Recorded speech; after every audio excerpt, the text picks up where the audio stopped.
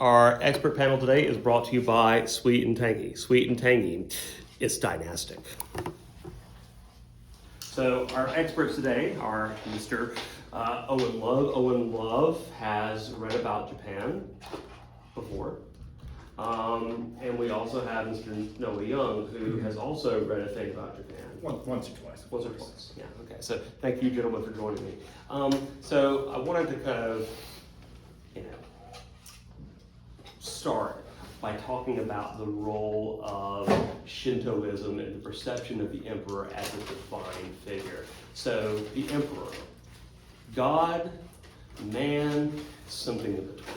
I'll have to stop you right there, Mr. Dry. Actually, I met the Emperor once, worked with him back in '95. He was a really great guy, super, super great guy. Also God King in a way, but he was really mysterious about it. He wasn't he was kind of like a tsundere, he didn't want to share his true feelings, so, very, very mysterious. So in terms of tsundere characters across anime, what is the closest tsundere analogy? Sort of like Natsuke from Doki Doki Literature Club.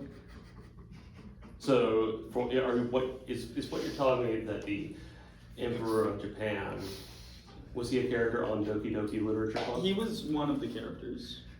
His soul lives on through the game. So the Emperor of Japan, of course, is a famous marine biologist, but also apparently a national treasure in anime. Mm-hmm. No thoughts? Well, and if you truly think about it, this emperor, he was more than an emperor. He was a leader. He was so special. He meant so much to so many people. Are you a fan of Doki Doki Literature Club? Yes, it's peak cinema. God made it. God did make it, because Emperor God came. God. Yeah, Yeah. it's an in-between. So what do you think about the current veneration of the emperor in modern Japan and how appropriate that is in the post-war environment? It's actually incredibly inappropriate that you even begin to even think to ask me that. I mean, considering my history with the emperors of Japan, I'm just revolted by even the thought of you asking me that. I'm sorry I've offended you. Sorry, you found me at a very Chinese time in my life. Sorry, I'm a bit angsty towards the Japanese right now. Mr. Young, what are your thoughts? He's obviously a more deflated state to the beautiful man that lived on. I'll always miss him. But this modern guy, he's not the same. It's a disappointment. It's an utter loss of what could have been. Amen, brother. Amen. So, I'd like to kind of shift our discussion to the establishment of the Minamoto shogunate. Mm-hmm.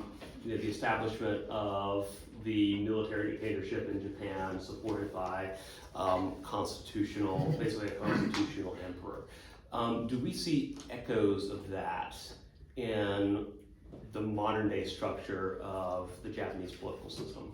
Well, yeah, so in the modern day Japanese train system, you can see, because it's very interconnected and like you said, it's very interconnected. Now, it's sort of like the Mikimoto shogunate.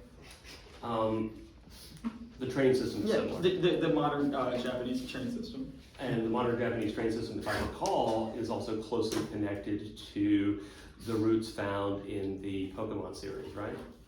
Yeah, yeah. So the military government established by the shogunate is basically Pokemon. Yeah, so Mewtwo. So you can think about the the founder of the shogunate as Mew, because all the everyone comes from Mew. So the first shogun, he could be seen as Mew, and all the other shoguns following him are different Pokemon, It's kind of like Avatar. I'm sorry to butt in. It's kind of like the Avatar. All the previous ascending descendants. Yeah, they can actually. It begins like Mew, but it's also like Avatar. They can see the past shoguns and they can talk with them. They guide each other. Yeah. So I'd like to kind of comprehensively fill this in. So we talked about the shoguns as Mew. So we need to find Pokemon-based analogies for the entire class system. So if we're trying to find an analogy for the Emperor, the Daimyo. That would be the Sylveons of the Pokemon universe, like Sylveons, your Furfrus, all your like luxurious Pokemon. For the Emperor? For like yeah, for the The Emperor. Emperor. Okay. What about the Daimyo? He's probably like a Shinkling. Or a Lucario. Ooh, yes, like he has the aura. You know what I mean? And one of Lucario's moves is Aura Sphere. What would be the Japanese equivalent of the Magikarp? The peasant class. Okay. Or the drowned people and the like yearly floods. The Drowned People class. Yeah. The secret class they don't tell you about. Okay, yeah, I've heard about that.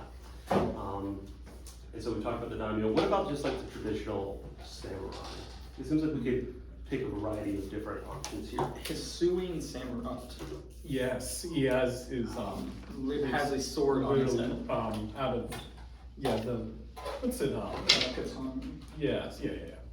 So what we basically concluded is that Pokemon is not only a product that incorporates bits of Japanese history, it is basically Japanese history sort of replaying itself. I appreciate that you are eating the refreshments we provided.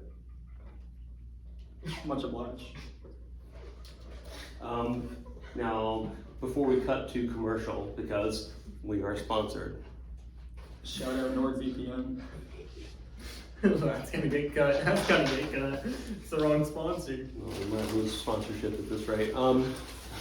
Please don't defund us, NordVPN. Is there anything else that the two of you would like to add to this discussion of Japanese history? We've been talking so much about echoes.